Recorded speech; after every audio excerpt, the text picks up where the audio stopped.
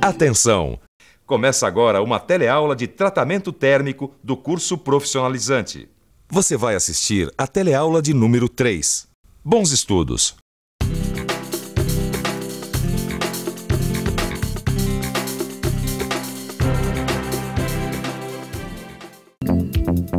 Um corre-corre para ninguém botar defeito. O movimento do metrô mostra com precisão como é agitado e tenso o dia a dia de uma grande cidade. São milhões de pessoas indo e vindo para lá e para cá.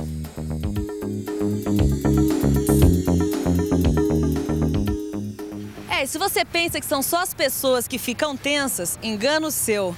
Imagina só o esforço a que é submetido os trilhos do metrô. Os metais também ficam tensos. São as chamadas tensões internas do aço. E para isso também tem um remédio. Sabe qual é? O tratamento térmico. Nessa teleaula você vai aprender como surgem as tensões internas do aço e como eliminá-las. E vai ver os tratamentos térmicos utilizados para preparar o aço para a usinagem.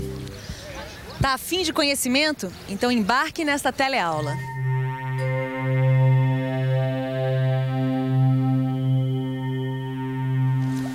Ô, Ananias. Ô, Caio. Enquanto você não chegava, eu tava dando uma lidinha no jornal. E olha só que coisa interessante que tem aqui. Aqui tá dizendo que os trilhos do metrô estão passando por um tratamento térmico para aliviar as tensões internas. Aço estressado, olha só que loucura. Esse negócio de tensão é muito comum mesmo, viu, Caio? Lembra da nossa última teleaula, quando a gente viu que uma peça não sofre um tratamento térmico só depois de estar pronta? Esse aço aqui que eu comprei para fazer um eixo, por exemplo, ele já passou por um tratamento térmico. Ah, eu lembro. Para ficar mais mole, mais macio, para sofrer usinagem, é isso? É isso aí. E para que ele fique assim mais macio, ele não pode estar estressado, como você bem disse. Agora, para entender isso direitinho, vamos ver antes essas tensões internas do aço. As tensões internas da estrutura do aço têm diversas causas. Elas aparecem já na fabricação. Quando o aço começa a se solidificar, ele se resfria com velocidade diferente na região da superfície e no seu núcleo. Essa diferença dá origem a grãos com formas diferentes entre si. Olha só como esses grãos ficam. Repare como apresentam tamanhos variados. Pois então, essa diferença de tamanho provoca tensões na estrutura do aço. Mas não é só nos processos de solidificação que as tensões surgem, não. Elas podem aparecer nos processos de fabricação a frio, ou seja, aqueles processos que acontecem em temperatura ambiente. É fácil entender por quê. Imagine o que acontece quando se prensa uma chapa. Os grãos que estavam mais ou menos organizados são deformados e empurrados pelo martelo da prensa. Uma coisa parecida acontece na laminação. Os grãos são comprimidos uns contra os outros. Ora, nos dois casos dá para imaginar o que acontece. Os grãos que estavam mais ou menos organizados ficam deformados.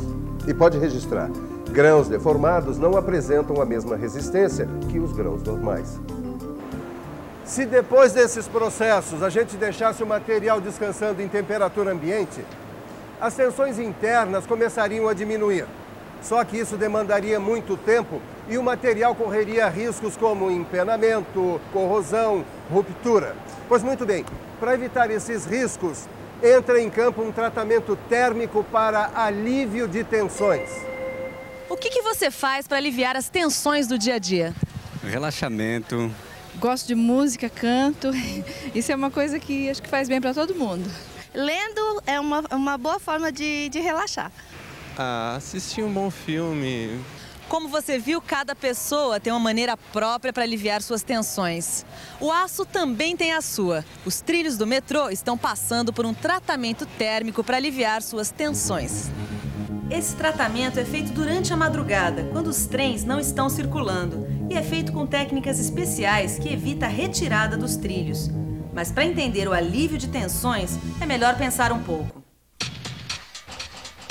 Vamos pensar um pouco. Muito bem, neste processo, a peça é aquecida lentamente no forno até uma temperatura abaixo da zona crítica. Você se lembra? Zona crítica é aquela em que começa a aparecer a austenita. Assim, neste tratamento subcrítico, a ferrita e a perlita não chegam a se transformar em austenita. Ou seja, as tensões são aliviadas sem que se altere a estrutura do material. Depois de 3 horas, o forno é desligado e a peça é resfriada no próprio forno. Num gráfico ficaria assim. Repare que a temperatura máxima atingida está abaixo da zona crítica. Como esse processo é feito numa temperatura abaixo da zona crítica, ele é chamado de recozimento subcrítico. Resumindo, é o seguinte: esse processo alivia as tensões internas do aço que surgem na solidificação do aço, nos trabalhos de deformação a frio, na soldagem e também na usinagem, e também quando o material é submetido a grandes esforços, como os trilhos do metrô. Quer dizer, então, que esse aço que você vai usinar passou por um bom recozimento subcrítico? Exatamente. Mas atenção, não é só de recozimento subcrítico que alguns aços necessitam, não. Existem outros processos térmicos envolvidos na preparação do aço para a usinagem, como, por exemplo, a normalização. Em temperaturas bem acima da zona crítica, os grãos de austenita crescem além da conta. Quanto mais alta a temperatura, mais rápido é esse crescimento. Deixar o aço a uma temperatura um pouco acima da zona crítica durante muito tempo também provoca esse efeito. Como você já sabe, durante o resfriamento, a austenita se transforma em perlita, ferrita ou cementita. E o tamanho desses grãos depende, em parte, das dimensões dos grãos de austenita. Agora fique sabendo que a granulação grosseira torna o material quebradiço, alterando também suas propriedades mecânicas. As trincas também se propagam com mais facilidade no interior dos grãos grandes. Para evitar esse problema é que existe a normalização. No processo de normalização, o aço com granulação grosseira é levado ao forno com uma temperatura acima da zona crítica, na faixa de 750 a 950 graus Celsius. Nessa temperatura, todo o material se transforma em austenita. Depois de umas 3 horas, o forno é desligado, o aço é retirado e se resfria lentamente sobre uma bancada. Resultado: a estrutura final do aço passa a ser de grãos finos, distribuídos de forma homogênea. Se eu entendi direito, a normalização nada mais é que o refinamento da granulação grosseira do aço. Quer dizer, transforma os grãos muito grandes em grãos normais, é isso? É isso, você entendeu direitinho. Agora vamos em frente que eu ainda tenho que usinar essa peça aqui. Mas espera aí, a gente não tem que saber que antes da usinagem tem um tratamento térmico para amolecer o aço? O Caio tem toda a razão. Como você já sabe, este material aqui já passou por um tratamento térmico para facilitar a usinagem. Mas que tratamento é esse? Você vai ficar sabendo agora. Fundição, prensagem, forjamento e laminação. Normalmente isso é apenas o começo. Depois de passar por um ou mais desses processos iniciais de fabricação, a peça ainda tem que passar por outros processos mecânicos para ficar pronta. Um eixo, por exemplo, para ficar pronto precisa ser usinado, desbastado num torno, perfurado, etc. Para isso, o aço usado precisa estar macio. A mesma coisa é necessária na hora de fazer uma engrenagem, furar uma peça, enfim, qualquer trabalho de usinagem. Dá só uma olhada nesse eixo aqui, viu? Esses aqui também são eixos para todos os tipos e necessidades. Olha a beleza que são essas engrenagens. Pois muito bem, para fazer peças com essa qualidade, o profissional tem que trabalhar com aço que esteja no ponto. E nesse caso aqui, o responsável por esse ponto é um tratamento térmico chamado recozimento. Através do recozimento pleno do aço é possível diminuir sua dureza, aumentar sua ductilidade, melhorar a capacidade de usinagem e ajustar o tamanho do grão. De quebra, o recozimento também elimina as irregularidades resultantes de tratamento térmico ou mecânico sofrido antes.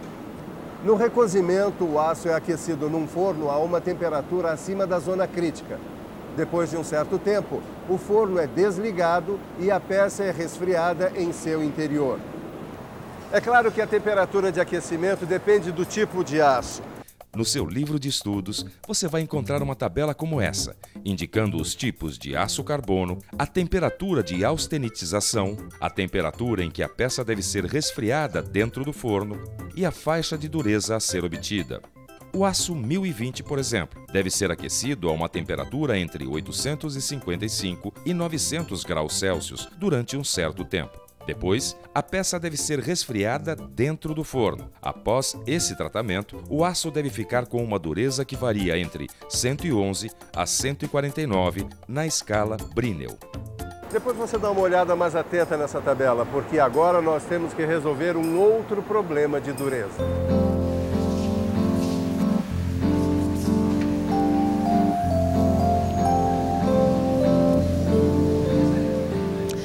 O diamante é um dos materiais mais duros encontrados na face da Terra. Ele até é usado em alguns tipos de broca. Você sabia disso? Será que alguém por aqui sabe? Vamos ver. Oi, você sabia por que o diamante é um dos materiais mais duros do planeta Terra? Não. Sabia. Já tinha ouvido falar. E por que ele é tão duro? Pela composição dele, provavelmente. Acho. Por culpa do carvão, que vem de uma pedra, assim, muito dura, entendeu? Aí sai o diamante, um negócio assim, não lembro. Oi, você que trabalha aqui nessa loja já deve ter ouvido dizer que o diamante é um dos materiais mais duros encontrados no planeta Terra, certo? Sem dúvida. O diamante é um carbono altamente comprimido. Existe uma outra forma de carbono que é o grafite, que é muito mais macio. Obrigada. É isso aí, o diamante é tão duro porque ele tem um alto teor de carbono e tem um certo arranjo cristalino. A mesma coisa acontece com os aços. Os aços mais duros têm um alto teor de carbono e um certo arranjo cristalino. Em outras palavras, o aço tem muita cementita. E quando tem muita cementita, o recozimento não basta para baixar a sua dureza. É preciso um outro tratamento térmico. É preciso a esferoidização. É claro que esse nome vem de esfera. Sabe por quê? Olha só. Com esse tratamento térmico, a cementita recebe a forma de pequenas esferas. Mas para a gente observar tudo isso melhor, a gente precisa olhar num microscópio. Com a cementita em forma de esfera, diminui bastante a dureza do aço. E assim é possível economizar material durante a usinagem de aços com elevado teor de carbono. E você sabe o que é esferoidização? Então fique por dentro.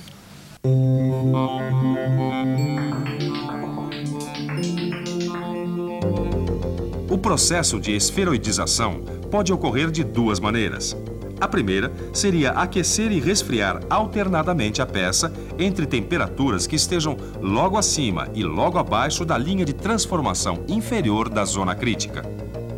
A segunda maneira seria a de aquecer a peça por tempo prolongado, numa temperatura logo abaixo da zona crítica. E aí, Caio, guardou todos os tratamentos térmicos utilizados na preparação do aço para a usinagem? Acho que sim, vamos lá.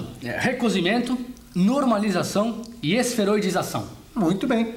Feitos os tratamentos térmicos, vamos para a usinagem propriamente dita. É isso aí. Enquanto nós vamos para a usinagem, você se prepara para uma boa revisão em tudo que nós aprendemos hoje.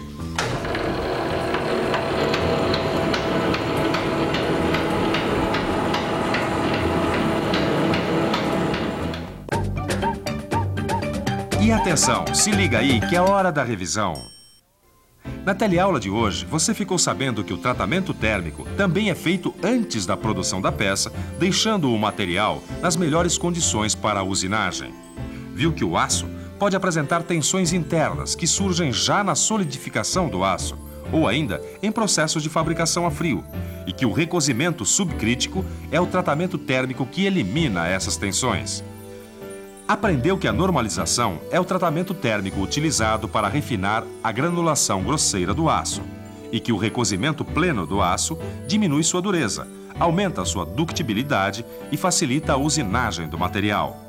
Por último, viu que a esferoidização é o processo indicado para amolecer os aços com alto teor de carbono. A preparação do aço para a usinagem é apenas um dos lados dessa história, porque a peça, depois de pronta, precisa passar por outros tratamentos térmicos. Pois é exatamente isso que nós vamos começar a ver nas próximas teleaulas. Agora é a hora daquela olhada na matéria aí no seu livro de estudos, para você ter o assunto sempre na ponta da língua. Combinados? Até!